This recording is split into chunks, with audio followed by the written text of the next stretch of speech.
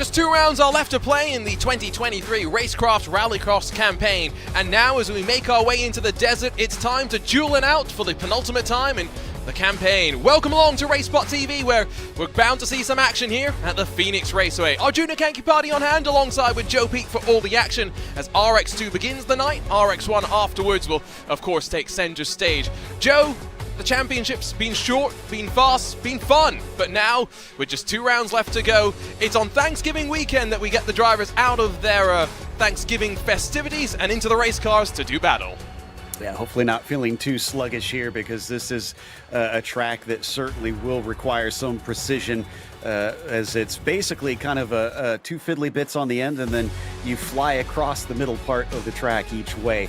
But you can see here, finishing up with Phoenix and Atlanta, they're going to be put to the test quite a bit with these last 2 tracks, and this one especially sees a lot of dirt in the second half of the lap. And it's about how you transition on those dirt parts that's so important. Of course, if you're wondering Atlanta, which version of Atlanta are we using? Well, every layout on the Racecraft Rallycross campaign is the longer layouts, and so it's going to be quite fun to see them bomb their way down into that long final section with a bit more speed, with the championship, of course, on the line. But that's in a couple of weeks' time, so we've got some ways to go before we get there. And if you're new to the world of Rallycross, points are accumulated over the course of the event. It all begins in qualifying, where a maximum of 6 points are on the line to whoever grabs the fastest lap time, and that, of course, splits them up into separate heats. A couple of drivers at the top will advance. They also gain maximum points and best grid positioning to work their way into the main event, where the top 10 will all be scoring valuable championship points. 29, the maximum you can get over the course of an event, and Joe, that's why it's so important to be consistent and be consistent at the fronts. Yeah, and consistency is always very difficult in these style of races, where you can find yourself getting into trouble that is not of your own making. So it's all about trying to keep your head about you and make sure to try and get to the checkered flag. And let's talk then about some of the championship standings at RX2. It's a change at the front after Matthew Lindy had a bit of a rough and tumble last round of the championship. Tyler Shell leaps to the front, but being realistic, even Rene Soten's Cody Winicki tied for third. Tom Grady only 2 points further back from them. Still very much in play. These final 2 rounds going to be all about maximizing qualifying initially, Joe, and then probably understanding the Joker strategy to maximize your track position. Yeah, the Joker here is definitely an interesting one, because it's certainly among the longer of the Joker laps that you can run, where they separate it, but it also basically is a difference between pavement and dirt out there. But as you can take a look at the lap here, half dirt, half tarmac, essentially, almost pretty evenly split between them over about 1.5 kilometers, just under a mile in length around here. But that's what I was talking about before. You can see you've got that very fast blast coming out of 8 down into 1 that is kind of separated by 9, where you really got to thread the needle through there. And then honestly, from 4 on to 6, it is all, again, a very fast run, although it has the jump there where you see between 5 and 6 that you have to worry about. But other than that, you kind of spend the ends of the lap kind of flicking the car back and forth and around, and try to maximize the shift of weight as you try and navigate those 2 ends of the racetrack. Yeah, the momentum transfer is so important, and as we look from up above, the other thing just to keep an eye on, especially important when it comes to thinking about Joker merges and the battles on exit, is there is a bit of a wall that you have to run out of. So this is the Joker line itself, and then you come around here. That wall is something that we will be having to see drivers keep on one side of as they re-emerge onto track. They'll have a bit more speed than those taking the regular line, as you can see in qualifying, which is underway right now. Who's on top? Well, the time's only beginning to just come on in. Rennie Wegner currently has that provisional pole position time with the 36.528, and it's almost a quarter of a second quicker than Kim-Andre Bjorklund, Tom Grady, Jake Robichaux, and then the rest of the drivers cycling their way on through. Here's Matthew Lindy, though, who is showing one thing that you can do in Racecraft Rallycross, which is switch up the manufacturers. In the Beetle a week ago, back in the Subaru STI this week. Yep, so this is that jump I was talking about. Another one, much like we saw with last week, where it's tricky as you're coming in kind of curved and you have to try and straighten yourself out. Here is that long right-hander that you were pointing out before, trying to stay out of that outside wall. You want to stay pretty well tucked to the inside. And then here, just straight line this. You can kind of take some of that curb, and then you go under the gantry. Looks like this lap, again, not counted for him. Now, they get 3 laps, so this one has got to count. Yeah, this is his 3rd and final attempt. Grady is a little bit closer now to Wegner at the top, but still, it is the number 77 that's on top. Look at that bounce over the jump. I just saw a comment in the RaceSpotTV chat that if you over jump in the forward, it can cause some damage to the underside of the car. Now, Matthew Lindy may have done some damage to the rear end of the car, but you want to make sure he sets at least a time, even if it's not a great one. RaceSpot's own Paul Smith up into the top 10, but can Matthew Lindy make a charge on forward? That's good enough for Paul if it counts, and it does. Wow, so pulled it out of the hat right at the end. Yeah, he does have to be careful about that. Like you said, you can see how far they're flying over that jump. Almost wonder if iRacing needs to maybe start to extend it a little bit with these cars pretty much going to the flat in some cases, like we saw with Lindy. And now as Paul tries to see if he could set a time a little bit quicker than his 37.2. Let's see, 38.2. Nope, that's not going to do it. The one thing that I find quite impressive with Paul is not only is he streaming, by the way, but he's also wearing his broadcast headset. I've got the same one as him, the HMD 26. It's quite uncomfortable when you wear it for long periods of time, but clearly not an issue for Marathon Paul. I think that's it for qualifying, though. Every driver basically done and dusted, and so it's Matthew Lindy that's going to grab valuable championship points as well. Let's not forget, Joe. Exactly, that these qualifying positions are so important for the drivers just because of those bonus points that you can accrue. Like we said, at 29, the maximum. If you think about it, I think it's 8 for the pole position, 6 or 8. I mean, that's a good chunk of it right there. So you have got to perform. And I've just noticed as well that we've got 16 cars in the session, which is going to tot us up to 2 heats, which means 3 drivers are going to advance from each of those. There's going to be, of course, 8 in each of them, so there's going to be plenty of opportunity for the drivers to get themselves into a potential feature slot. A couple of drivers getting their final moments of practice and trying to understand that crucial transition onto the dirt. Yeah, it is difficult, and again, a long ways up there. You can't control the nose of the car in the air. We'll talk about that a little later, but it did strike me there that he definitely landed nose down heavily. Yeah, it's all about the inertia, your control with your feet, but we're ready to go. It's going to be a duel in the desert without a shadow of a doubt. Let's see how they'll line up for the first of 2 heats. Matthew Lindy, hoping to work his way forward in the championship, will be alongside Tom Grady with Kim-Andre Bjorklund, Jake Robichaux, Andrew Howell, and Paul Smith. The rest of the top 6 behind them, Sim Van Wereld, and then Greg Johnson making up the rest of the top 8. And of course, in this field, it seems as though only a couple of Ford Fiestas, no Volkswagen Beetles for us to be taking a look at. It's always an interesting start here. I've seen some remarkably good starts. I've also seen some, jump starts as well. That's something you really want to avoid. A jump start basically sends you through to an LCQ, and we're about to see just how frenetic the fighting is going to be into the opening corner. You can see them fanned out, Joe. They're almost 3 wide as they get ready to launch themselves and ready to go.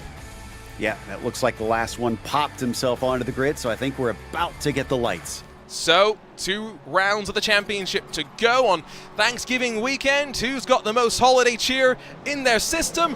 We'll find out. Great jump from Matthew Lindy at the front. Tom Grady's going to try and slot into line, but 3 wide behind. It's just going to work out. Big drift around the outside, and it's going to mean Sim Van Wereld makes contact with Kim-Andre Bjorklund. They all survive, though. Great tidy start for the most of them, who peels off to the Joker for the first time of asking. And it looks like Robichaux is going to be the only one.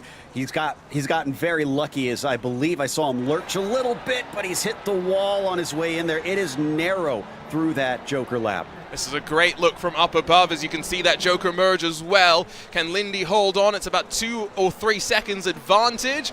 And yes, he will at the line, so Robichaux slides in, and that's crucial. Remember, top 3 will advance, and Lindy's got a buffer. Grady immediately up the inside, though, in the STI. He knew he couldn't sit around on that one, especially if he had more speed than Jake. Let's see if either of them take the Joker. Looks like Tom is going to elect to go for it again. Just a flat-out blast through here until you have to really try and get the car woed up. Matthew Lindy's done a 360. And that was at the exit of the jump. How in the world did he do that? He must have hit one of the barriers or something, but the car's still going. It doesn't look like there's any damage. Remarkably, here's a look at the replay, and oh, it's the right rear that gets into the tires. He's extremely lucky that the momentum of the rear of the car was enough that it just kind of spat him out exactly where he needed to face. And he didn't even counter. There it goes. He just kind of sat and waited for it to happen and then kept on going like he's experienced this before. Well, he might have done in practice quite a few times. It does mean that I think Tom Grady has got a lock on the lead. Sim Van Wereld to the Joker and is going to try and now battle potentially with Greg Johnson, but Van Wereld hits the wall on the attempt to try and slingshot his way back into line, and now with most of the drivers having taken to the Joker, I think Paul Smith included in that bunch, that top three. The focus of the Joker spots, it's Greg Johnson with the pressure building behind. Yeah, Van Wereld just on top of him along with Paul Smith. Both have taken their Jokers as they come down to the jump here. This could be critical, and it's a great run for Van Wereld, but he's off the line and he's into the wall. That's a hard lick, and you can hear the engine go as well. Now it's Paul Smith that's given the charge. They'll have one more lap to work after this. Greg Johnson, the final opportunity to slide into a feature. Can Smith's Fiesta slide his way on through? That's very wide. Back towards the line and hop over the curb. Smith's going to bring it back into line, but has to take avoiding action. And I guess there's no penalty for that one because there's not really much of an advantage that he could have gained. Hopefully it does still count the lap too, since he didn't go through the start-finish line. That's a good point, actually. I don't think I've ever seen that. I've seen a lot of things in Rallycross, but that's not a line that we would recommend anyone to take. Andrew Howell, by the way, does have the opportunity to come down in Joker as Tom Grady's getting ready to take the victory in the first heat of the evening, but is it going to be a drag race? No, Andrew Howell's going to get out in front and advance along with Tom Grady and Matthew Lindy straight into the main event. Greg Johnson, Kim-Andre Bjorklund just missing out after that last lap Joker, and that's where the strategy is going to be something that the rest have to watch. Pretty standard, I think, focus for this one. We saw a lot of drivers that fell backwards due to falling victim to the chaos. So try to stay out of trouble in this one. Easier said than done. Quick look at the race results. Remember, top three advance. The rest have to go through to an LCQ. And so it's the second heat and the final heat that we'll take a look at how they'll line up. Wegner, Hughes, Schell, Sotens, Olsen, Leah, and then Paulson make up the front six positions with just Owen Anderson and Cole Fisher lining up at the very tail end of the 8-car field. And much like it was before, it will only be the 4 that will advance. That drone's moving around quite quickly. But it's all as we just wait for the final car to get gridded up and ready to go. It was a relatively tame start the first time of asking. The question will be, can the drivers get away with it again? We've got about 15 seconds before we get ready to go. Would you take the Joker on the opening lap, Joe? What's your thoughts on that? If I'm in the thick of things, then yes, absolutely. I will try to do what everybody else does not so I could get some clear air. I'm a firm believer, and it's better to try and race your own race than have to duel with everybody else. We didn't seat anyone except Jake Robichaux take to the Joker the first time. He was the contrarian there. Are we going to see anyone else be slightly different? There's the staggered formation, 2 by 3 and then 2 by 1 as they start in the 8 cars, but focused up towards the lights. Engines rev once more. Great Good jump from the start second here. row, but on the outside of the front row, it's a good launch as well. 3 wide turns to 2 by 2, and a Subaru's off into the wall, but a tidy start through the field. Yeah, Poulsen, I think, just came in a little bit hotter than he anticipated, and Sotens is going to be able to get away with it. Somebody turn around. I think that's Tyler Schell, actually. It is the championship leader, and that's guaranteed effectively to be an LCQ for him. Not sure who took to the Joker first time of asking, but Owen Anderson has cycled around towards the front as they cycle around on the tarmac, and you can see he'll be Rene Wegner that's now challenged as well as they run their way back towards the line. And it is Schell that comes on through. I don't know how, because I swore I saw him facing backwards there out of turn 3. But as they come back around, he's leading this race, and now it got another car turned around in Wegner.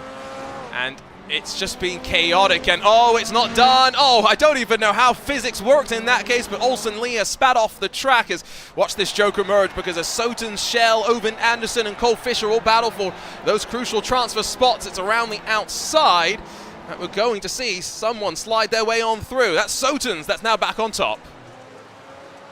And so apologies, it was Hughes that I saw at the back there, so it wasn't Schell. It was he has managed to make it through this, but not without some drama of his own as we follow him still behind Sotens now coming back into the dirt section. They've both taken their Joker lap, so now it's essentially a straight fight. Here is the accident at the start of the race. It's so easy to tangle in through this hairpin because you can see there's a million lines you can take into there. Yeah, that's one you can see in the aftermath as well. Other cars avoiding action now. I do believe that as we watch them back towards the line, the penultimate lap of the race about to begin, it is effectively just these three at the front that are in good positions. Cole Fisher still has the opportunity to Joker, but he's crucially about 4 seconds off, and so needs a good Joker execution, needs some mistakes from Owen Anderson to be brought back into the mix. And Tyler, if you're noticing him far away, he made a mistake coming through turn 7 and cut the course a little bit, so he's been given a slowdown. That's why he's so far back. That's a slowdown that you don't necessarily want to deal with as well. Fisher got a little bit hayward over the jump, and that's going to mean Thomas Poulsen's going to be able to take advantage on the Joker. You are enough, by the way, if you didn't know, Joe. I appreciate the sentiment, actually, although his face is not saying that right now. He's very, very focused. And it looks like Sotens has been caught back up by Shell up at the front as we go side by side down into 2, and the nose of the car. I'm used to seeing that on dirt bikes there from Anderson, who gets rolled onto his lid, and more accidents. And that, I think, was then Devin Hughes who was coming through and got spun around to that. How has Cole Fisher not reacted to what's been happening around him? Because he's just gained a transfer spot to the feature. Tyler Shell, by the way, is going to battle his way back in front of René Sotens, and with style. He'll win in heat number 2, but after the calamity on the final lap, Cole Fisher is going straight through to the feature. He is enough, honestly. He's up into 3rd, so it worked out well for him. Like you said, he stayed cool in all the craziness. Now we finally get, I think, a little bit of a grin out of him from that one. Man, I thought most of the drama was going to be a lap 1, but here this came right at the end. I get the sense as well that this is what we can expect more of when we get to our LCQ. So we'll grab a look at the Heat 2 results and just confirm that for Tyler Shell, for René Sotens, and for Cole Fisher, they do enough to work on forward. And now we'll watch the carnage of an LCQ with Devin Hughes, Wegner, Poulsen, Leah, and Anderson having to fight their way through that. There's only 5 cars that are going to get ready to battle. There's 3 spots on the line. So for Greg Johnson, for Kim-Andre Bjorklund, Paul Smith, Sim van Wereld, and for Jake Robichaux, there is a pretty clean understanding of what they need to do. It's not much to try and figure out here. 3 will advance, 2 will be said goodbye to. That almost looked like a bit of a jump start there for a second from Greg Johnson on the very inside of the formation. Van Wereld doesn't really launch in towards the opening corner, 3 abreast with Paul Smith on the inside, and his Fiesta will back out of it initially. Johnson will sail on through, but deep under the brakes goes Bjorklund. He'll take the lead heading out of turn 2. Johnson has a black flag. He is essentially done on this one, so we'll say goodbye to him for the night.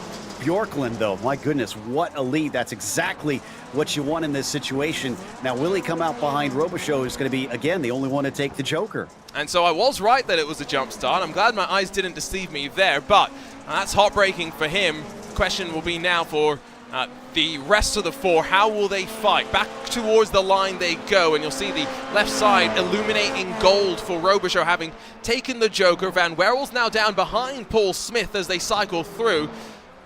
The Fiesta's going to get slightly less speedy as it works through the course of the session because of how the dirt evolution works. The longer wheelbase of the Fiesta is, this STI rather, slightly better there, but Van Wereld's got to make the move happen. It's not something that he's going to be just given. Yeah, and with both of them still not having taken their Joker, they're going to have to work hard on this one as we hop on board with Sim coming down through the last bit of the lap. He's a little far behind at this stage, but we've seen how easy it is to make mistakes at this track.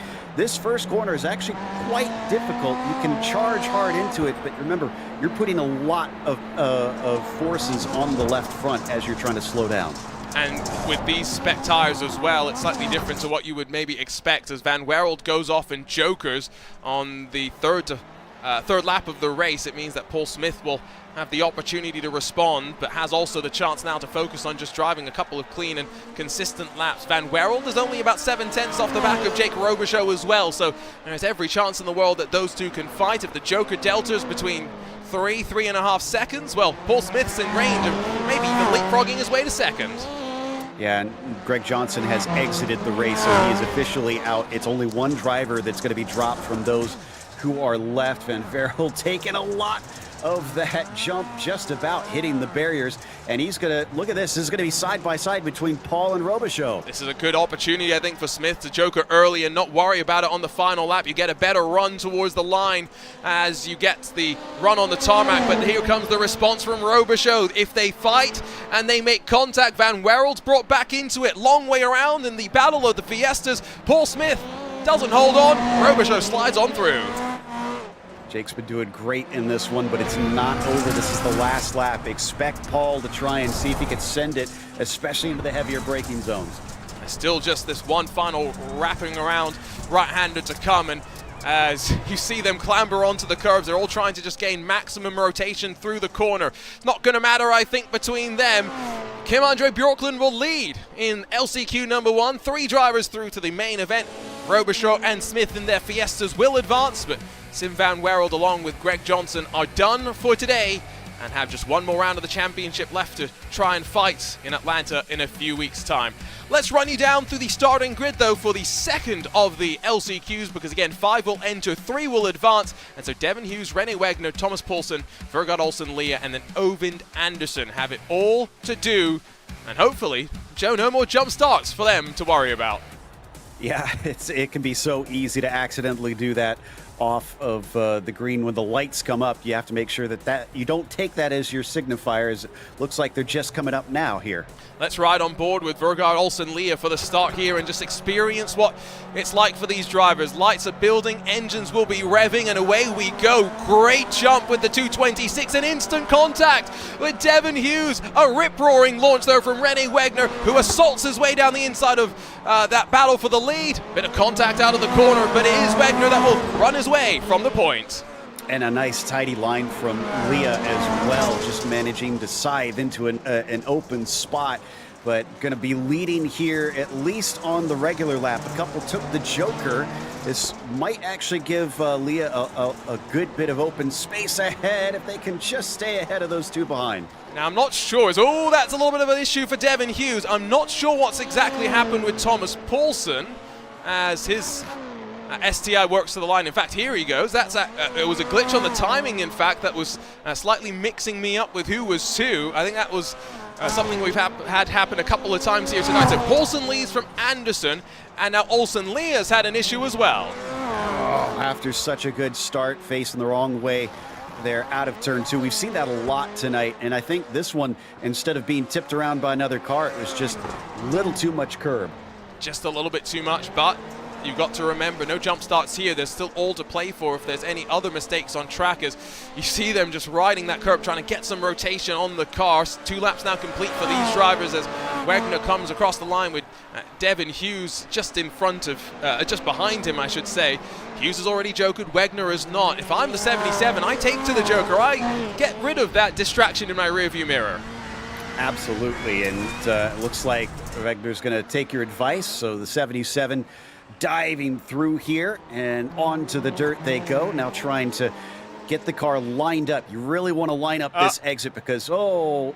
Who is that upside down? It's Ovind Anderson, but spinning the rear wheels isn't going to get you pointed and flipped back upside down, unfortunately.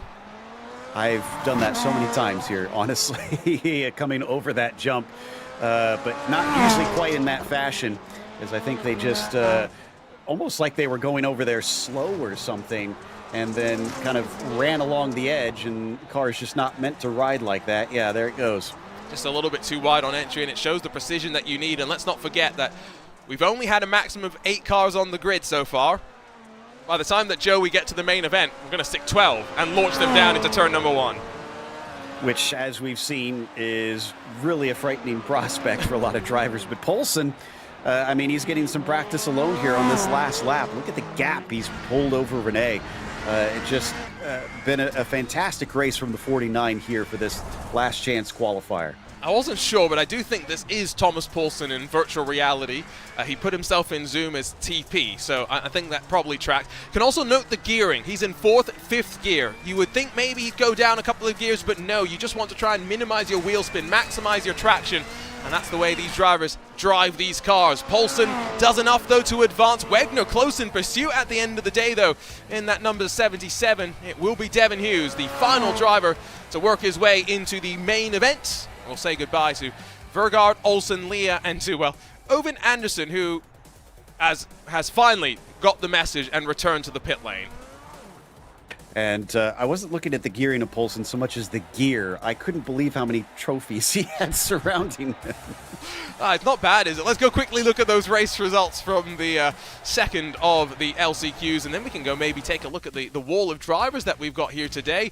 Again, 3 advance, 2 say goodbye, and we return in a couple of weeks at Atlanta for the final dance for a couple of those Norwegians, hoping to see them at what is, in my opinion, the best track available in iRacing for rallycross competition, but that might be something that divides and maybe splits some opinions. So, we do have the wall of drivers. Some of these are RX1, of course, but from left to right, top to bottom. Paul Smith, RaceSpot's own, in the flat cap as one must, is sitting next to Jake Robichaux in that Ford Fiesta. Thomas Poulsen is just peeking out of virtual reality into real reality as he sits next to Tom Grady with Cole Smith and Jacob Erfoss, the RX1 championship leader, just waiting for his signal to take center stage, I guess.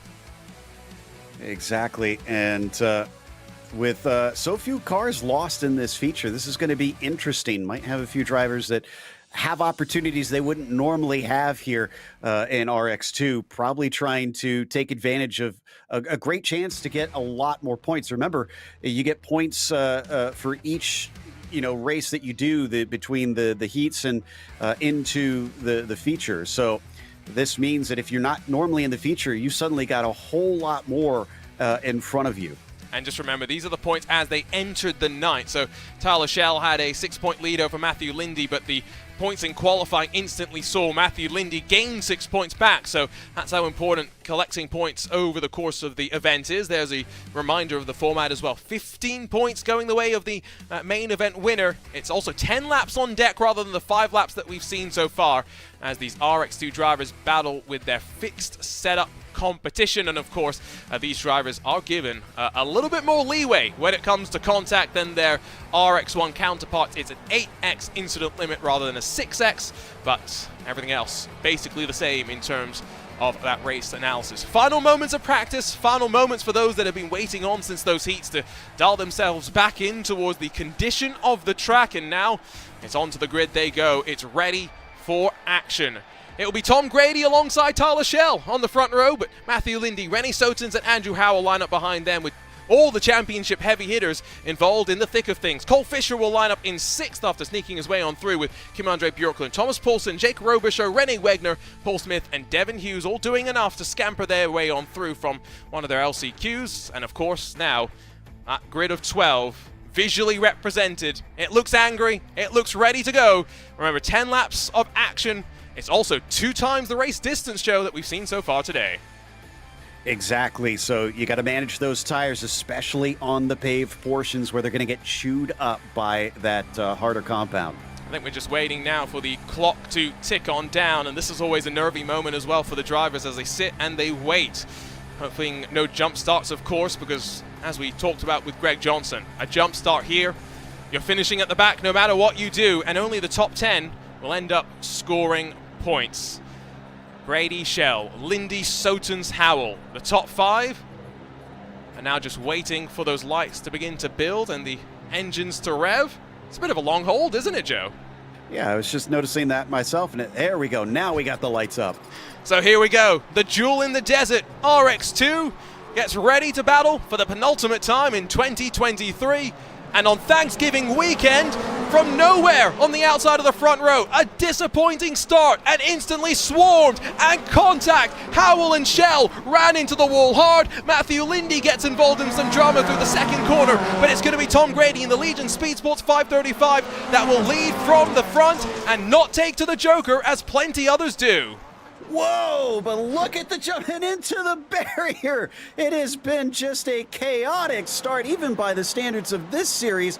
Grady, I think, able to keep going, but smashed his way into it. So did Shell. I'm kind of surprised the car's still going because he went just head first right into concrete. Well, there are starts and then there are starts. Thomas Poulsen's gone up to second, and No Control 1 and 2 as they run right now will be thrilled. Having said that, look at the left side with those gold crowns, the drivers that have taken to the Joker. Tom Grady is still technically, even after his smash into the tire wall, he's got a damaged Subaru STI, that is for sure, but still has a chance to work his way on forward. Yeah, remember, it wasn't just the tire wall, but he hit the right front of the car to the ground first. That, like you mentioned earlier, you can damage the car a little too much from doing that, especially if it happens often. And Shell is out. Shell is officially out of this one. No points for the championship leader then, it would seem, as he retires the car. Then we're going to have to go back and just look at the entire sequence on the start. Remember, the first time that we pitched 12 into battle, Matthew Lindy's trying to charge with Thomas Poulsen side by side over the jump. Lindy around the outside, and now Lindy's got to recognize that he cannot afford to lose out on points. The worst thing he can do is get tumbled up in a crash. Tom Grady's taken to the Joker as well. He's slidden up into second as he emerges alongside with Kim-Andre Bjorklund on their championship locations here at Phoenix. Yeah, I'm with you. I think Lindy needs to try and think big picture on this one. Even if it's just a fourth place finish, that's way better than throwing away potential points here. And with quite a few drivers that are hungry back there behind. Poulsen already made contact at one point. They've got Robichaux in there. It does look like Matt has slightly better pace and is starting to pull away. As we take a look at the start, two cars just hooking right there, and you can see nothing but straight into the barrier for both of them. And so one more look from a slightly different camera angle. I mean, unfortunately, there was really no time to react, and you can see even in front as they ping-ponged their way on through. That was Matthew Lindy on Cole Fisher, and I do believe that Race Control post-race will take a look at that one, and so there might be some implications that the points will show as we head into the final round in Atlanta. Lindy still sits in fourth, but as we run now, not even halfway through this one, almost everyone is jokered, exception being Cole Fisher towards the back of the field. It means it will be settled on track. Tom Grady makes a mistake. The 535 spins off into the wall. Bjorklund slides on through. I was just about to say Grady was closing for the race lead.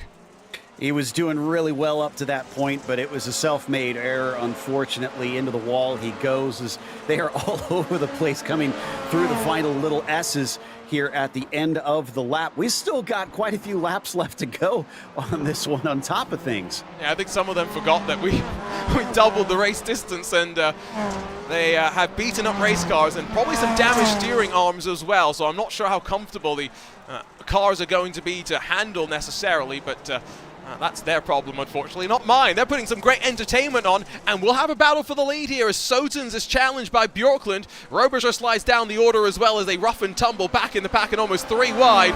But halfway through this one, it's going to be Sotens that continues to lead. But I tell you what, Bjorklund's car looks almost factory fresh. Yeah, I was just thinking that under braking, that car looks a lot stronger. They're going to come together once again, getting in with Sotens. He catches it. Kim is going to try and cut back underneath, get him on the jump. He gets ahead, but they make contact, and they're both going to go to the wall. And I think you know who comes on through. It's Matthew Lindy and Tom Grady. Championship hopefuls cycle their way to the front, rubbing doors and banging through the long right-hander. I mean, what hasn't Phoenix thrown at us so far today? Get to the finish. Get to the finish. These drivers have got to keep reiterating that. And I think Tom has, honestly, because now twice we've seen major incidents for him that I thought would have ruined his race. But he's keeping on. And I thought this was a great move until they made contact midair. That is a huge no-no in off-road racing. It's one of those things that you set your stall up before you're even in the air, and once the contact's made, you're done. And I got concerned that Grady was about to follow them into the wall for a second. The car control displayed there to slide their way on through and continue the fight, though. I mean, credit where credit's due. They're at the front for a reason. Poulsen's going to be leaned on by Robichaux in this fight for fourth position, though. Let's not forget, there's still a podium up for grabs here. Yeah, and Bjorklund right now holds that last step up there in the number 88, as long as he can get that car home after the kind of contact that they had. As we ride on board, you could see just, I mean, it is just madness in front of you from inside the car, because all you can see is dust and smoke and body parts flying. That's a bit of a mistake over the jump, but I think Thomas Poulsen's going to get away with it. He doesn't run into the wall. He does let Jake Robichaux get on through, and now more contact through the corner. RG Bargy sliding on through. Rennie Wegner says, thank you very much. I'll take that too. We might want to go back to the lead, because Lindy is once again on top of Grady. In fact, I thought maybe he would try something down into the first braking zone once again. Wasn't quite close enough. He's got more opportunities here. And it's on the final lap of the race. Let's not forget, can Tom Grady hold on? This would be a valuable win when it comes to the championship. And Matthew Lindy might recognize that the worst thing he could do is get more involved in what's been a chaotic and rough and tumble duel in the desert. Tom Grady slides his way out of the final corner, and in that Legion Speed Sports 535 is going to win here at Phoenix, and the sigh of relief tells you what you need to know. He sets up a championship showcase on December the 17th in Atlanta. I mean, yeah, that one to me says he was just trying to survive that race, so coming away with the win has got to be something else as he burns it down in celebration. But Lindy, I think, is just as happy also getting out there to celebrate a second place, knowing that his main championship rival will get a goose egg. And I'm just trying to do the quick mental math, which is, I admit, a worrying proposition in all honesty, but Tom Grady's consistency is what might right now have propelled him back into the mix. We'll have to try and figure that out heading into the final round of the championship, though, of course. We'll grab a look at the race results. Can't wait to talk to some of these drivers as well, because, boy, do they have some stories to tell us in the post-race coverage.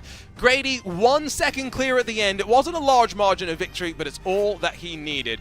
Matthew Lindy, though, second in points, second on track, and we'll be delighted with that performance, all things considered, with Tyler Schell dropping down and out of the top 10. Bjorklund, Poulsen, and then Wegner make up the rest of your top 5 as that battle really rumbled on all the way to the end, with Robichaux coming out in 6th, Devin Hughes 7th, Paul Smith in 8th, and then Andrew Howell, Rene Sotens all left scoring points in the top 10. Cole Fisher is in 11th after squeaking his way on through directly from his heat. Tyler Schell, the only DNF from that race to kick things off. It does also kind of set the expectations quite high for our RX1 drivers to match that level of excitement and entertainment. It might rob Joe and myself of our voices, though, if we're being completely honest. Let's run our way down, though, to victory lane, where a delighted Tom Grady is getting ready to catch up with our one and only Joe Peak. Indeed. So, Tom, with the win here today, but let's start at the beginning of this race, Tom. You emerge from the Joker split as the leader of the pack, and suddenly you're facing the ground and the barrier there. What is going through your mind in that moment? Here we are in the lead and throwing it away again. Yeah, you know, I was watching the map and everyone was taking the Joker while I was staying on the track, and I guess I was looking at that more than my entry into the jump, and went a little too far right, like I saw Lindy do in the heat, but luckily was able to recover and then kind of stay away from the chaos and take my Joker at the right time and stay clean was the key today. We found, you know, watching all the other heats and stuff, is as long as you don't make a mistake or you aren't involved with others' mistakes, you'll probably finish up in a pretty good spot. Well, what did that do to you towards the end then, when it wound up being you and Matt battling for the lead? Were you thinking, take it easy, bring home the second, or were you going to fight him as hard as you could? No, we were fighting because, you know, it's still a pretty tight race for the top 5 in points, and I really needed. He's one of the key ones I need to beat in points. So we were fighting till the end. I wasn't gonna, you know, take both of us out, but it was definitely protect the last three laps there, and it was a fun battle. You know, me and him were going back and forth over under each other, and then it's good racing with someone you don't just get taken out the next turn later. Well, I mean, an impressive race. I mean, we had pretty much written you off after that first lap as well, so congratulations. Thank you. It's been a good long road. You know, I've been doing this rallycross stuff for a couple years now. It's my first win, so super proud of the progress, but, you know, I couldn't do without those that helped me over at, you know, my teammates over at Legion Speed Sport and Factory Speed Sport, and then also Raceline Wheels and Alter Ego Running, 2 sponsors that are supporting me throughout this year, and couldn't do it without them. So thank you guys. So Tom Grady with a very well-timed win on that one, and I do believe we're going to be talking with Matthew Lindy for the next one. Matt, It looked like another up and down one for you as well as Tom. I mean, describe to us today's events throughout the heats and into the feature, because you're kind of all over the place. I think he's Matt, do you have a copy? I think he's having trouble hearing us, unfortunately. So, while we let him try and figure things out, let's see if we can dial up someone whose microphone should be working, because Paul Smith's standing by with Joe Peak. Yeah, Paul's better be working. He knows how to handle a microphone. Paul, you wind up with an 8th place. You get some points here in the feature today. I mentioned earlier in the broadcast that this is kind of a small field where there's a chance for some drivers to maybe earn more points than they normally would. Was that kind of your attitude here? My attitude was actually make it to the final. That was the achievement for me. I'm new to the series. It's been a while since I've done Rallycross. I'll take whatever I can take. I'm delighted with 8th place. I do need to apologise to Renee for turn 2. We did make contact there, so I apologise for that. But man, what a roller coaster this series is, and I'll tell you what, I wouldn't change it for the world. I love it. I mean, it's entertaining from our perspective. I'm sure it's wild from inside the cockpit. So, okay, you've made it to the final. What does that set you up for next round then? You going to try to repeat that? I mean, we made it to the final last time, made it to the final this time, got a better result. So we've got to see that positive trend. We've got to keep that moving forward. Yeah, to be honest, if I make it to a final next time, I'll be happy again. Well, we'll watch out for you again. Like you said, positive trends. So best of luck and congratulations. Thanks a lot, guys. Sounds like in the meantime, Arjuna might have caught up with Thomas Poulsen. One more driver joins us. Thomas, love the setup that you show us, by the way. It's always great to be able to see it. Before we talk about that, let's talk about the race. Pretty chaotic and hectic out there. No control. It looked like lots of control was needed to stay out of trouble. Exactly. I had zero preparation for this race. That was why the dangerous lines sometimes. I had zero practice due to technical problems. I can go into that later. But my race, I would say, if I should be honest, I could have done better. But being a little luck and a good start here and there, I don't know how I did it. But then obviously I ended P4, I think? I don't even know where I was in the race. I was just pushing as a madman and trying to do my best. Seems like what happens when you're in virtual reality. You get so sucked into the world that you forget what you're actually racing for, what position it is, rather. Talk to us about those technical issues. What were you experiencing that limited the practice? All right. First of all, I'm a real life like head of a racetrack and also race director and stuff like that. So I've had a weekend of preparation for the Danish racing. So I'm like coming home like at 4 this evening, and I have not have time for anything. And when I got into the simulator to practice, because now I just needed to get some hours, it wouldn't turn on. My what's called VR didn't work.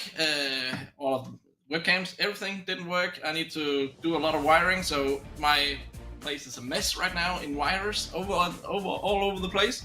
And just a half an hour before the race starts, my wheel disconnected. So this is a spare wheel that I luckily had in store, and I had to race with that. So I actually canceled my shine into the race like a quarter before we drove. Well, we're glad that it all worked out. Congratulations on the run, Thomas, and we'll see you in December to close out the season. Yes, sir. Thomas Poulsen joins us from the Room of Trophies. And of course, while Phoenix played host to some frenetic racing, it's over to Atlanta next. And, well, I'm looking forward to this one. Like I said earlier, Joe, I think it's one of the best tracks available on iRacing for rallycross action. I have to agree completely. It's one of the more unique layouts. I love how creative iRacing got with it. Put banking into one of the corners for a full hairpin where you have to whip around a planter. It honestly just kind of takes advantage of the scenery in a way some of the others don't. And of course, it closes out the season in what's been a pretty quick fire campaign as well. 2 months, 6 rounds in total. and at some of the best tracks available on iRacing for these drivers to all battle around. But while we've seen some fighting so far here at Phoenix, it's only part of the fighting. It's time to return for a second edition of the Duel in the Desert, but this time with the drivers allowed the ability to dial in their setups a little bit more, and maybe some of the more experienced drivers as well. RX1 is up on deck as, well, we try and see if anyone can stop the force that is Jacob Rafos. It's the exact same schedule that the RX2 drivers have been dealing with, so we'll skip talking about that. Instead, we'll dive straight into how the points are looking right now. Jacob Rafos has not been perfect, but he's got 4 victories in a row right now, Joe, and all he has to do to wrap up the championship with 2 rounds left is score 4 points in the next 2 events. So 2 each, yeah. I mean, honestly, he could wrap this up right here in qualifying, and frankly, it's looking like it right now. We'll get to that in a second. I mean, he's made life easy for himself. That's honestly what you want to do as a driver. You set up the start of things to go as well as you can so that by the end, you don't have to stress. And I think I calculated out that all that Jacob has to do is show up today, show up on December the 17th, and finish no lower than 7th in his heat, and then he doesn't even need to show up to an LCQ. He could just leave and the championship's his. The thing is, Jacob Rafos doesn't want to do that, Joe. The thing he will want to do is try and go 6 for 6, steal every single victory. We haven't seen him be perfect in qualifying, but qualifying here may set the mark for how his race is going to play out, which side of the grid he's going to start on. Exactly, and it seems like those grids wind up being quite important because you want to be clear down into turn 1. You want to try and stay out of all the problems into there, as we see.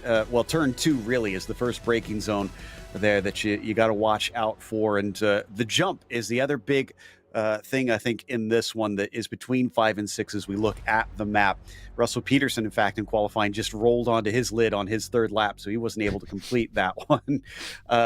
You are never safe from that thing at this track. I like how you managed to throw someone under the bus before you've even started looking at them on track. Joe's got his eye out the window, just keeping an eye on everything that is playing on out. Of course, qualifying is underway right now, and it doesn't just pay out points, it sets the heats, it sets how we split things up, and much like it was with RX2, these drivers are going to be divvied up into 2 different heats, but we only have 13 drivers in total, so those LCQs in particular, there's not going to be really much to fight about, and therefore I think the heats are going to be where most of the action truly is. Most likely, yeah. You're going to see drivers get their elbows out in those ones because you don't want to be sent into the LCQ to try and get your way into the race itself here. Again, set yourself up towards the end of things, and part of that is a good heat means that basically you don't have to stress until you get to the feature itself. You can see the times on the left. Yoni Palaneva is only 14 thousandths off of Jacob Rafos, and qualifying's done. Everyone's in the pit lane and watching now. The times are frozen. Robbie Kirtley, the only driver not on the board. Everyone else sits where they are, and so Jacob Rafos has already wrapped up the championship as things stands, Joe. Yeah, and I think the drivers with these heats coming up right here probably thinking, you know, it's towards the end of the season. I've got very little to lose at this stage, especially if you're farther down in the points. For them, all there is trying to perform as high as you can. There's no trying to think about points racing on this one. So that's, again, why you might see these heats really pick up here, is because these drivers know that it's this round and the next one, and, well, that's it until we manage to start it back up next season. So what we have decided, though, is Jacob Rafos needs BOP. I think so. However, they can figure out how to do that. I don't know. Maybe stick him in a car that he hates.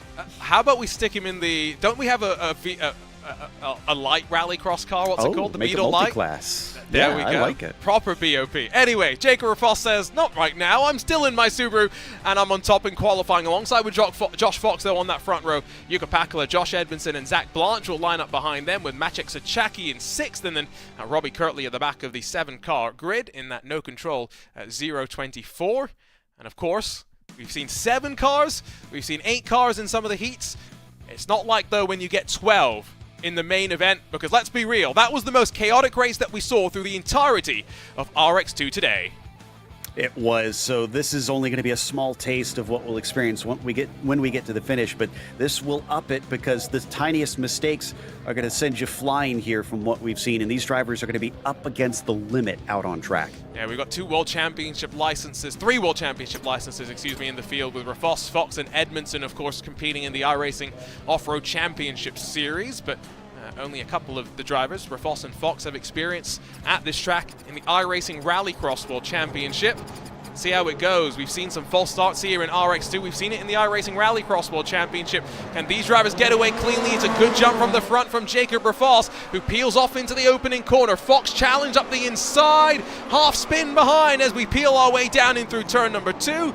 As that's Josh Edmondson who gets spun around. Fox, though, holds on to that second spot as Jukka Pakala tries to put the pressure on, but they all dive down to the Joker for the first time of asking. Yeah, initially it was a decent start for Josh, but just kind of got hit with his weight, put in the wrong spot. And Robbie Kirtley is back in pit lane. I'm not sure what that one is about. If he actually did start this race, you can see them a lot more spread out than what we saw with the RX2s. These are all drivers that have so much more experience out here, and they are, again, thinking about the end game on this one. Let's hope that we can maybe see guys like Fox start to catch up to Rafis. Yeah, this is the question is, does Rafos have the pace to break away, or is Josh Fox going to be able to take risks like that? And this is what we're going to see with these drivers as well, the experience from them, the willingness to run the lines that maybe don't look comfortable, don't look maybe the fastest, but are the fastest. And why are they the fastest? These drivers have done the practice, they've gone and understood where all the grip is on the track, and they've dialed in every little optimization they can.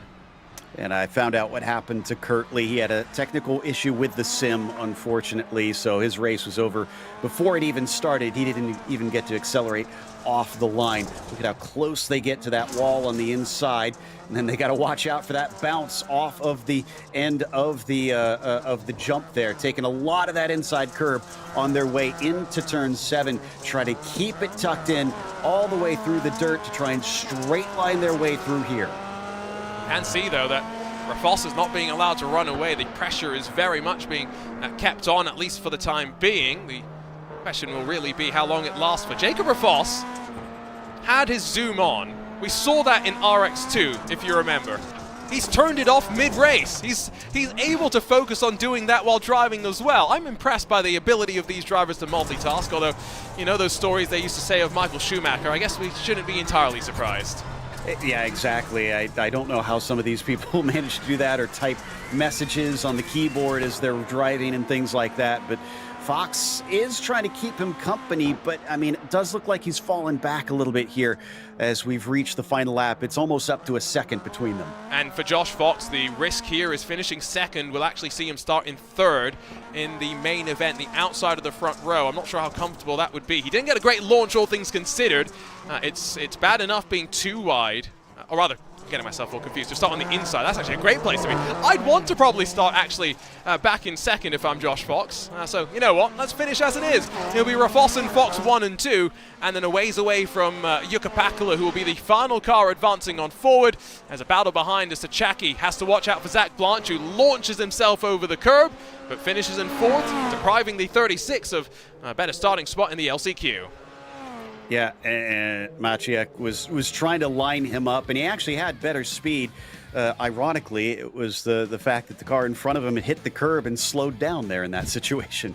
Quick look at the results before we can talk you through the starting order for the second and final heat of the day. Rafos 1.1 clear at the timing line, but we'll have to see how the race pace is over 10 full laps. Ioni Palaneva was quick in qualifying, going to be quick in the race as well. We'll find out alongside Evan McFarlane, while Kieran Leiflander and Santeri Heiskanen in third and fourth positions for them. Russell Peterson and Sean Winkler will line up behind them in what is just a 6-car heat. So remember, 3 will enter and 3 will move on forward. They're already getting focused up towards the lights, though. A quick blast for them in towards the opening corner.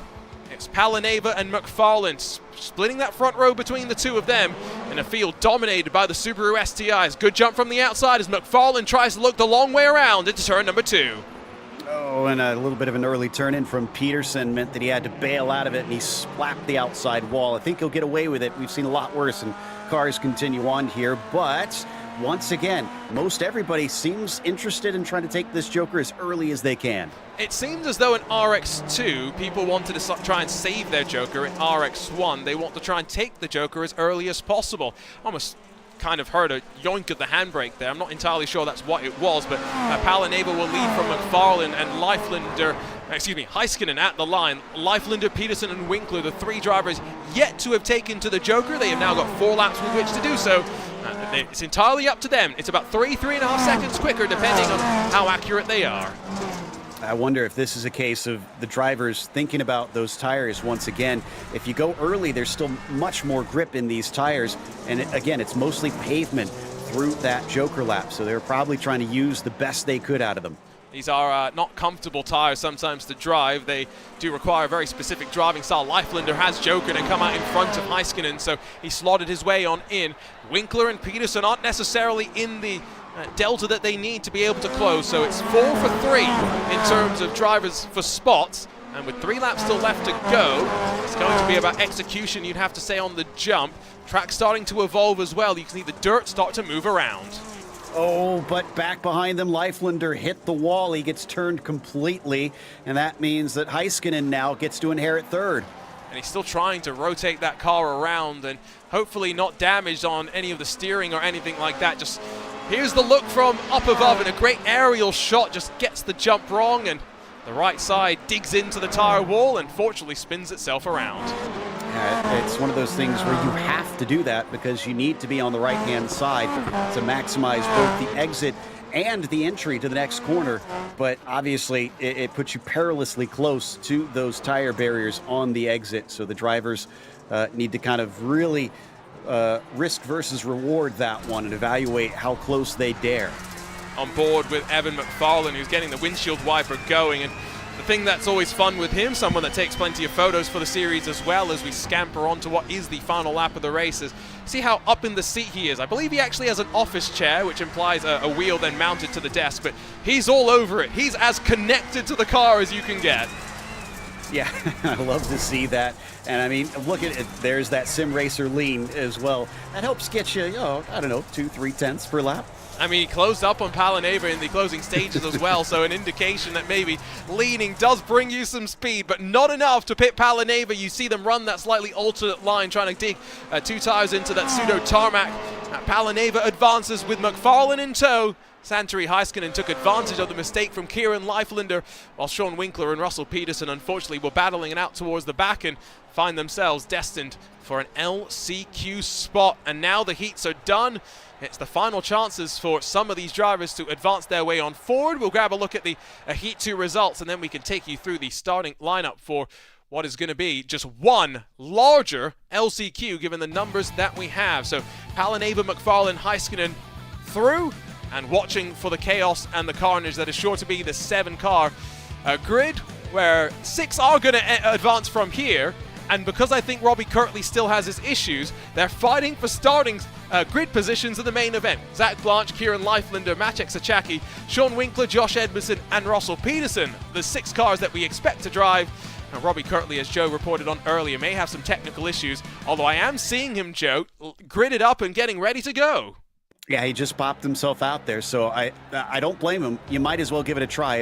If the machine behaves, then yeah, you could try and see if you could get through, but you won't know unless you actually start the race. You've got to give it a go. 5 laps still on deck, remember, in this final chance for drivers to make it to the big show. The duel on the desert will come to an end for one of these drivers, but all 7 get away relatively well. It's on the inside that the Ford Fiesta is going to be challenged, and Zach Blanche sees Kieran Leiflander sail around the outside. 3 wide behind for third, but side by side for the lead. Sees Leiflander pinched around. He'll see his way off to the left-hand side of the track. It was Edmondson off to the right-hand side of the track, but Zach Blanche back on top. Yeah, so Chalky was trying to be so careful there at the start, and it worked out until it didn't. Unfortunately, that 3 wide just pinched down and couldn't stay out of trouble. Edmondson and Leiflander are kind of fighting for the scraps at this stage to decide who does not wind up getting eliminated. I think actually it might be Maciek Sachaki that is 1 lap down on timing, and so therefore basically, unless anyone else has an issue, guaranteed to be the one eliminated. Here's a look at the replay. Oh, and he gets spat off onto the right-hand side of the track, and for some reason, It scored him as fifth now, so I think that was, again, our little weirdness that happens with some of the first laps in this series as we take a look at the run through the last few corners. Oh, but Sochacki has now spun it once again. So maybe that was just preempting our timing. It was reading the future. Zach Blanche around the outside, though, on that Joker merge, back towards the front as he fights with Robbie Kirtley. Sean Winkler's on the back of Russell Peterson as well. I'll just point that out. And these are drivers, one who has jokered, one who has not. So there may be a bit of a split here as they decide how they want to play this race out. So Winkler is going to get a better exit here, a little bit back and forth through the S's, and then use the Joker to try and dash on ahead. So Sean's going to probably emerge much better than his rivals here in this situation. In fact, Kirtley and Blanche are going to be just up the road, but I think maybe too far to reach. So the different perspectives there of Winkler in virtual reality. Peterson giving us the shot of the wide angle, ultra wide that he has for the monitor instead. Different setups for all these drivers. Josh Edmondson, for example, is in virtual reality and is in front of Maciej Sochacki after that issue. So currently the 36th, the wrong side of the green line, with what should be one lap left to go after this one. Kirtley, though, on the attack, and as Zach Blanche runs a little bit wide, can the Subaru slip up the inside? It's the 024 that will run its way on that inside grip strip in effect, but that Ford Fiesta's got some grunts and gets its way to the line in first. Yeah, and it was just so dry on the inside line. I don't think there was enough grip for Kirtley in that stage, so Blanche made the right decision. Just try to seek out the moisture. You do have to do that, even though these are very short races. Sometimes that can pay dividends. This is an interesting look from below, and you'll see as well how the suspension really has to work as it lands off the jump. They all work through relatively tidily, though. Sochacki has another issue. That's going to be Edmondson feeling comfortable in that final transfer spot, but a desperation lunge not enough for Robbie Kirtley. Kieran Leiflander and Russell Peterson battle in through the final corner as well. But again, all for grid positions in the main event. LCQ comes to a close, and the drivers know that they've done enough to work on forward, with the exception of Maciej Sochacki. Might be a photo finish slightly further behind. Russell Peterson drops to 6th in the closing stages.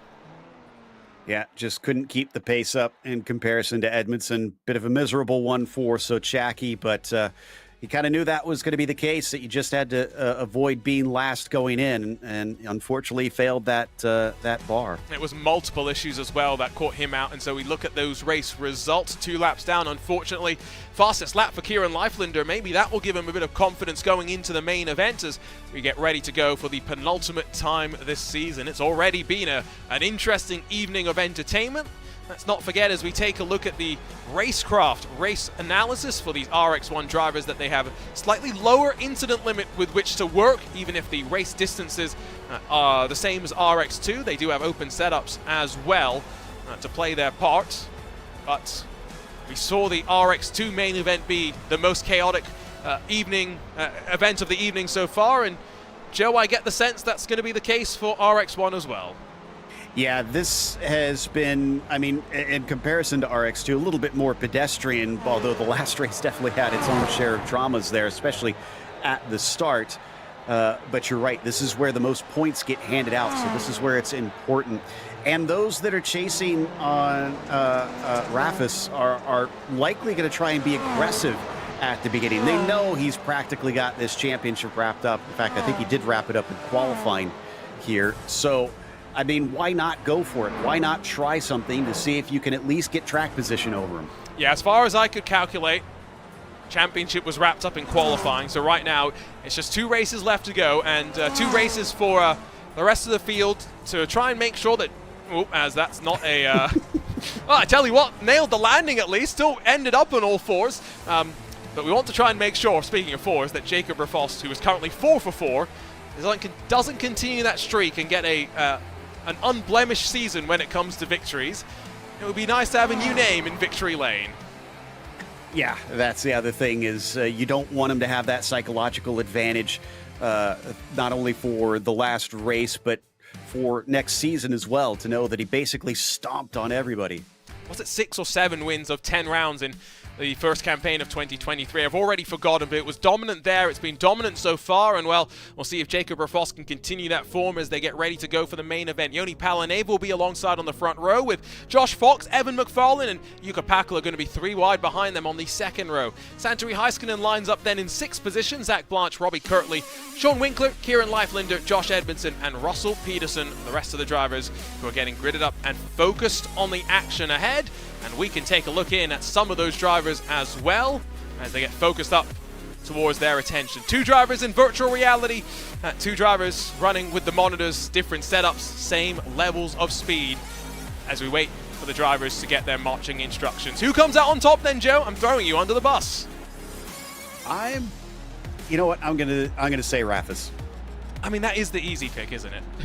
Well, I'm hoping the commentator's curse gives us a bit of an exciting one. Do you believe in the commentator's curse? I don't believe in superstition. Well, will Jacob Rafos drive badly then, is I guess the question we've got on our minds as we get ready to go. Penultimate time this season, the duel in the desert is underway, and Rafos, well, gets a good launch. Already 4 wide though for second spot as we enter in the opening corner. Fox gets through cleanly. One of the no-control cars hangs the rear end out and hits the wall. McFarlane and Fox tangle, and then the battle for second of the championship. Both are off the track in what has been a pretty calamitous start. Oh my goodness, pretty much everybody involved in something. It was multiple different incidents. And this means that I'm pretty sure Rafis and Heiskanen have basically run away unless they have their own problems. It's a 1v1, and even then, it's already a 1.5 seconds apart. It's an uphill battle for Heiskanen, who started in 4th. Russell Peterson started in 8th, is up to 3rd, although I do think he took his joker. And, well, we're probably going to need a couple of looks at those start replays to figure out all of what happened. The jumbling up has been quite major, though. Pakala has dropped to the back. Palaneva is in 8th position. And I'm trying to figure out, only 11 cars ended up taking to the start. Yeah, so I'll double check on that and see if maybe we lost Kirtley on that one, or if he's still out there. Yeah, I don't see him on track, so I guess his problems returned, unfortunately, before the end. Peterson, who has taken his joker, now sees McFarlane, who's also taken his joker, hot on his heels as we take a look at the onboard down into the first couple corners. So he's got to watch out. He's got the track position, now he's got to defend it. McFarlane's not jokered, though. Or rather, has jokered, and so can't use that to his advantage. I was just kind of wondering if you are Evan McFarlane, given that you've tangled with Josh Fox, remember, 2nd in championship, what they're battling for. How are you going to think about that? Look to the inside, alongside, almost comes the move from Evan McFarlane, but doesn't get on through. And remember, if we jump on board with him, you'll see he's all up on the wheel and shaking the head. He's not very happy right now. He's going to defend down to the inside. Like I said, he has to play defense now because, like you said, he started from the back. He worked his way through the drama.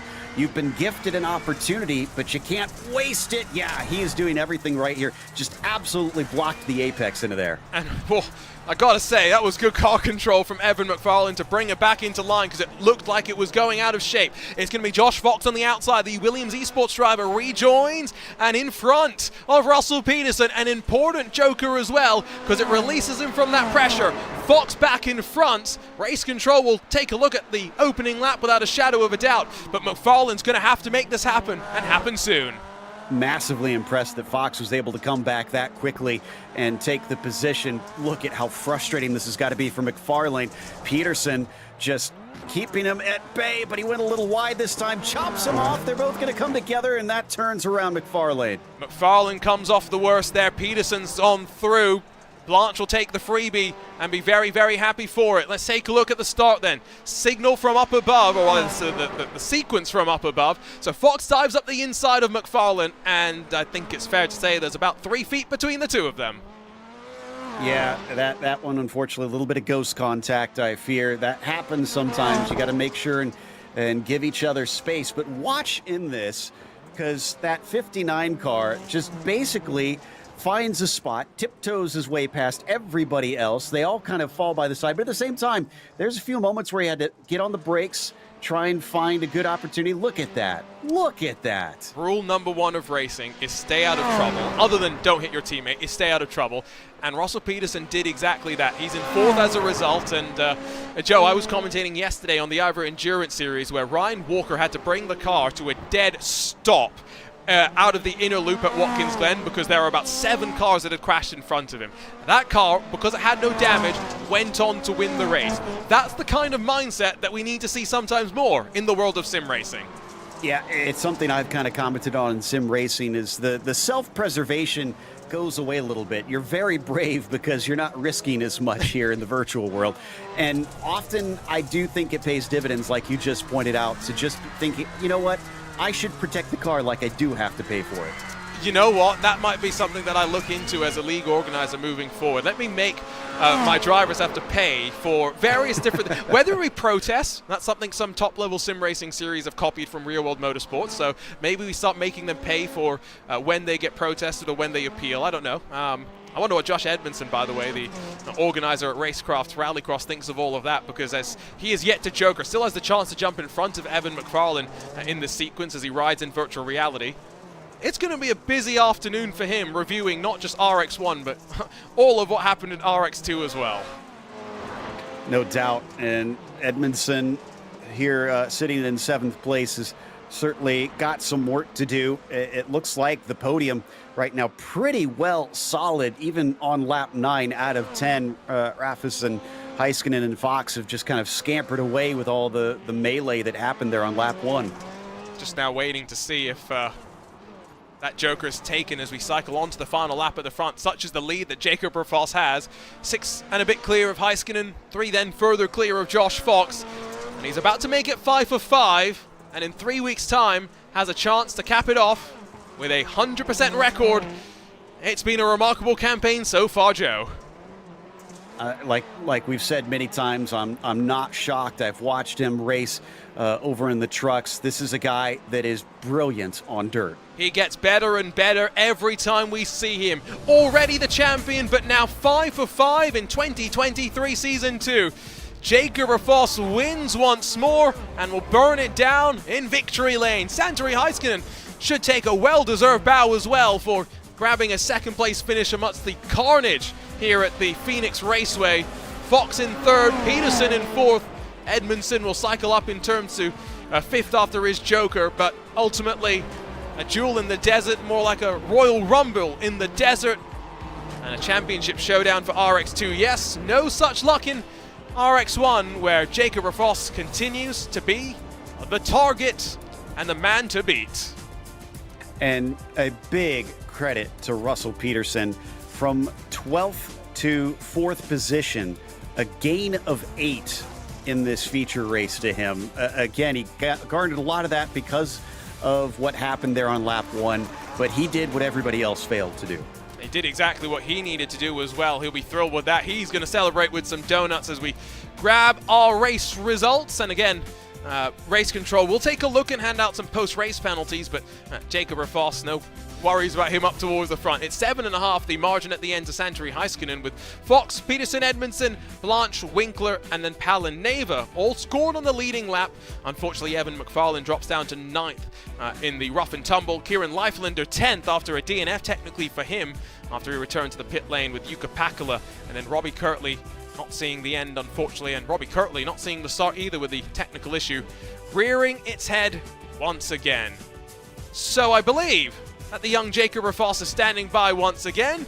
Joe Peak will catch up with the race winner now for the 5th time this season and our 2023 Season 2 Racecraft RX1 champion.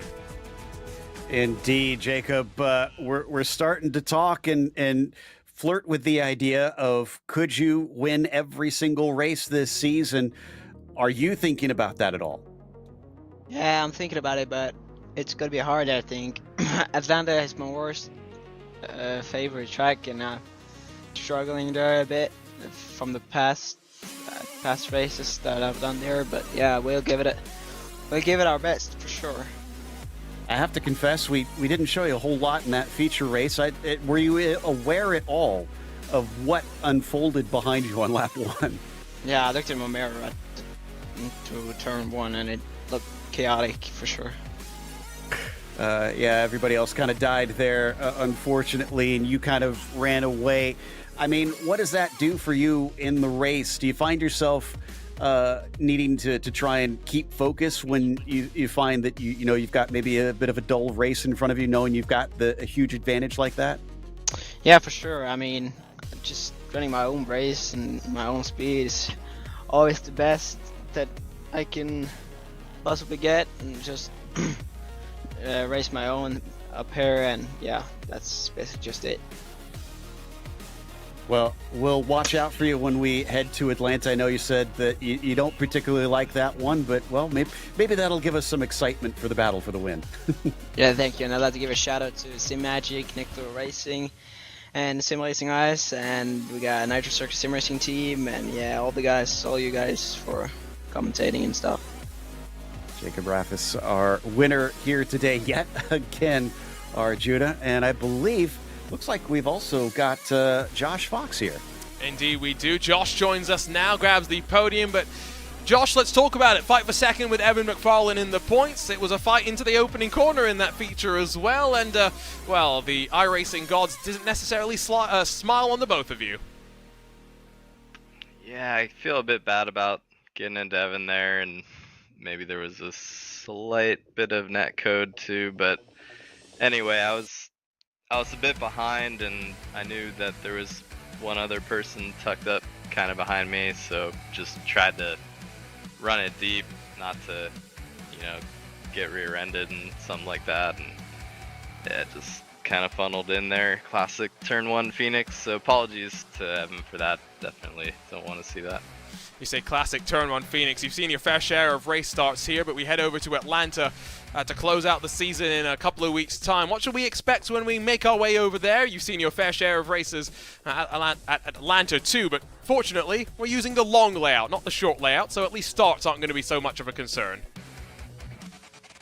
Yeah, one of the top tracks in my view, one of my favorites, and like the Joker a lot. Joker definitely shakes things up, cutting the track out so much, and yeah, classic racing there, and one of my favorites. So it's been a bit of a rough year. I don't think I've gone winless in Racecraft League until this season pretty much, but yeah, next week, good chance to put an end to that streak. Hoping that we can also put an end to the streak of Jacob Raffis at the front. 5 victories so far this season. Josh, you got to stop him next week, even if it means running him off the road, okay, between the two of us. We didn't say it on air. I've told him that already like 10 times, so it's no problem, Oh, thanks for jumping in, Josh. Appreciate the time, and we'll see you in Atlanta in a few weeks. Yes, sir. Thanks a lot, and see you then. Williams' own, Pennsylvania's own Josh Fox jumps into the broadcast booth, and yes, that will be maybe what we need to do to stop the rise. And the charge of Raffis at the front is... It's not just me, Joe, that loves Atlanta, it seems. Yeah, at least there's a couple others besides us that really enjoys this. There's a good look at, some of the stuff I was talking about where they built up that very cool hairpin, slightly more than 180 degrees around there. And like we've been saying, the long version a lot faster, and certainly going to keep the drivers' eyes open, having to focus forward so that they don't run out of track. But I'm looking forward to it. We'll see if the drivers wind up looking forward to it. Yeah, the iconic donk slide as well, a corner name through the community. It should be fun. December 17th, it wraps up 2 months of competition, 6 rounds of action. And while this is an American-focused series, it's I think been a nice way to cap off Thanksgiving weekend, Joe, with some great racing action. We give thanks to the drivers for giving us some of their time, and we look forward to seeing them on December the 17th to go once again. Yes, in RX1 there's no championship necessarily to decide, but RX2 I'm expecting to be very, very exciting to those final laps of the season. Same. I anticipate that the RX1 drivers are going to, or RX2 drivers are going to be fighting hard for that one. It means just as much down there. Yes, it might be the amateur championship in air quotes there, but these drivers, they are racers through and through. And it doesn't matter which championship you're fighting for, you want to be number one. And you always want to try and improve as well. Let's not forget RX2 is where drivers build themselves up to make attempts at the RX1 championship, where we don't just see the World Championship drivers, we see drivers all different skill levels doing battle. And it's so much fun to be a part of. It's been such a fun season. It's a disappointment that there's only one more round to go, but we hope you join us on December the 17th, 3 p.m. Eastern, 12 p.m. Pacific, here on RaceSpotTV to close it all out. For our team behind the scenes, though, thank you for joining us. For Joe Peak alongside myself, our Junior Kanki Party. What a fun duel in the desert, and we get to do one more round of battling, but this time over at Hotlanta, where the tempers will flare and championships will be decided. For now, though, we'll bid you farewell and congratulate our winners, as well as Jacob Rafoss, your 2023 RX1 Racecraft Rallycross champion.